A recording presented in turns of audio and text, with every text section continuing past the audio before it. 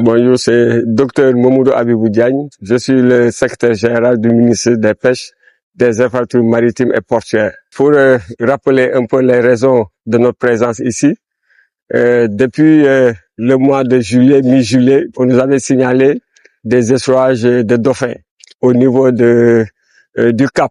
Donc, Madame le ministre des Pêches et des Infrastructures maritimes et portuaires, Dr Fatou Diouf, m'avait instruit, moi et le directeur du CROT, du Centre de recherche océanographique Dakar-Thiaroye, pour venir sur la base des rapports qui nous ont été transmis, d'une part par notre inspecteur régional des pêches, Monsieur Diédiou de Ziguinchor, qui nous avait fait vraiment un rapport à travers des informations qui étaient disponibles à son niveau. Il y a le centre aussi, le CROT nous a aussi transmis les rapports issus de leurs agences. À partir de là, Madame le ministre avait jugé normal de venir auprès des populations parce que la situation inquiétait un peu les populations vu que qu'on ne savait pas c'est quoi. Donc c'est pour cette raison que je suis là pour une tournée. Et aujourd'hui, c'est l'une des étapes. Comme vous avez dit, on a fait Cabrousse, nous sommes ici à Djembéré et on a vu que des cadavres de dauphins. Et l'état d'avancement de la putréfaction, c'est visible. Le désossement, c'est visible, ce qui veut dire que depuis ce moment, le phénomène ne s'arrêtait pas vraiment de continuer.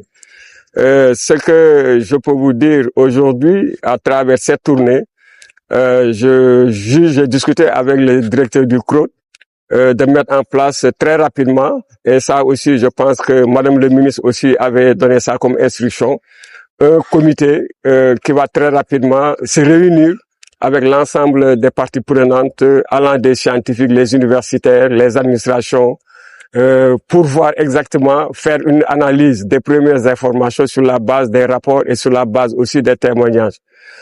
Au-delà de cette réunion, nous allons essayer aussi de mettre vraiment cette question dans une dynamique sur le long terme. Ça veut dire mettre en place un comité opérationnel qui va au-delà même des périodes de nos échouages, aller vers certaines informations pour faire des moyens de prévention adéquats pour ça.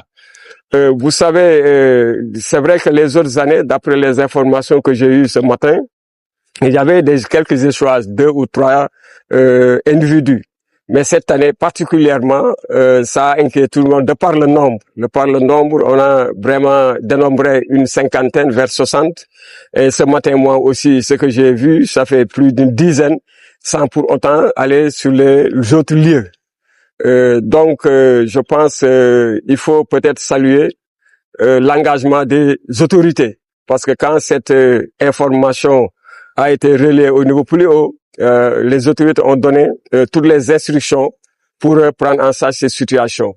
Donc, je ne peux rien dire en conclusion sur les raisons ou bien les causes de ces mortalités, mais on est en train de ramasser toutes les informations. Et aujourd'hui, je peux vous dire que cette question sera prise en charge par un comité qui est déjà sur le principe que l'autorité a doté de son approbation et que j'en ai discuté avec le directeur du CROT. À mon retour, je vais saisir l'université, l'école inter-État, l'IRD, tout ça pour les convier autour vraiment d'une réunion et essayer d'évaluer les premières informations reçues. C'est un peu inquiétant, plus ou moins réservé parce qu'on ne connaît pas la cause. Mais je peux vous dire que les dauphins font partie quand même d'un écosystème où leur présence équilibre beaucoup de choses. Et s'il y a un phénomène pareil, on peut avoir des soucis. Est-ce que c'est un phénomène qui est spécifiquement limité à l'espèce en termes de maladies spécifiques à l'espèce? Ça aussi, c'est une question à approfondir. Est-ce que aussi c'est un problème environnemental dû à des rejets de produits? Est-ce que c'est un phénomène physico-chimique qui a entraîné pratiquement ces échouages et qui ont entraîné des conséquences sur vraiment la bioécologie de l'espèce? Tout ça, comme je vous ai dit tout à l'heure, c'est des questions que nous allons vraiment analyser avec d'autres experts pour pouvoir nous orienter vers les causes probables de cette mortalité de masse qui est vraiment inquiétante cette année. Voilà, merci. Dr Ismaïla Ndour, le directeur du Centre de recherche océanographique de Dakar-Thiaroye. de l'Institut sénégalais de recherche agricole.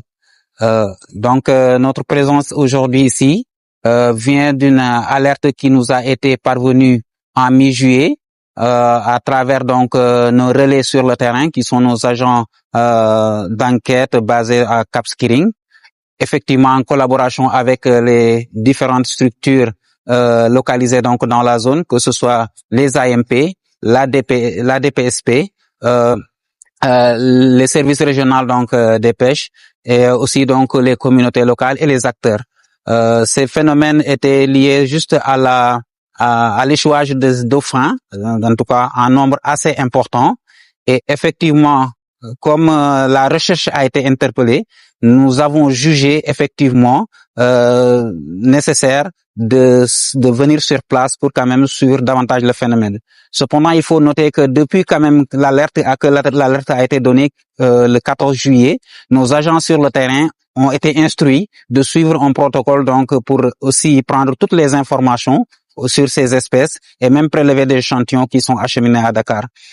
Aujourd'hui, nous sommes là parce qu'effectivement nous devons aussi rassurer donc les populations, les communautés, que effectivement l'appel qui a été porté envers nous est bien entendu, que la recherche est sur les pistes de trouver, en tout cas de chercher les causes qui pourraient être à l'origine de ce phénomène. Effectivement, les dauphins sont extrêmement importants dans l'écosystème. Ils créent un équilibre extrêmement important. Et quand même leur mort massive peut complètement déséquilibrer cet écosystème et même avoir des impacts sur l'abondance des ressources. Mais ce que nous pouvons dire à ce stade, c'est que effectivement les causes peuvent être vraiment diverses, mais à ce stade ce que nous faisons, c'est que nous collectons toutes les informations, nous recueillons toutes les informations auprès des acteurs, mais aussi faire des prélèvements d'échantillons afin de pouvoir aller sur des pistes de recherche. Et cela effectivement implique la collaboration des différentes structures sur le domaine, les structures de recherche, et avec l'appui effectivement des tutelles, que ce soit le ministère de la pêche, que le ministère de la pêche des infrastructures maritimes, mais aussi le ministre de l'environnement, mais aussi d'autres ministères. Nous sommes vraiment sur cette dynamique de faire autant que possible avec l'accompagnement de ces tutelles, de trouver des pistes de solutions pour déterminer les causes. Effectivement, la recherche est là pour répondre à des problématiques complexes, comme ce qu'on a observé aujourd'hui. Maintenant, la recherche aussi demande un peu de temps et demande des moyens. Comme ce phénomène-là est un peu, même s'il n'est pas nouveau, en tout cas, a pris cette fois-ci une ampleur assez importante. Donc, il va falloir collecter toutes les informations, et ça on le fait en collaboration avec les acteurs de la pêche, les pêcheurs même qui vont à mer et remarquent ces phénomènes, mais aussi tous les agents qui sont sur terre pour quand même pouvoir aller analyser ces échantillons et peut-être revenir avec des informations beaucoup plus concluantes.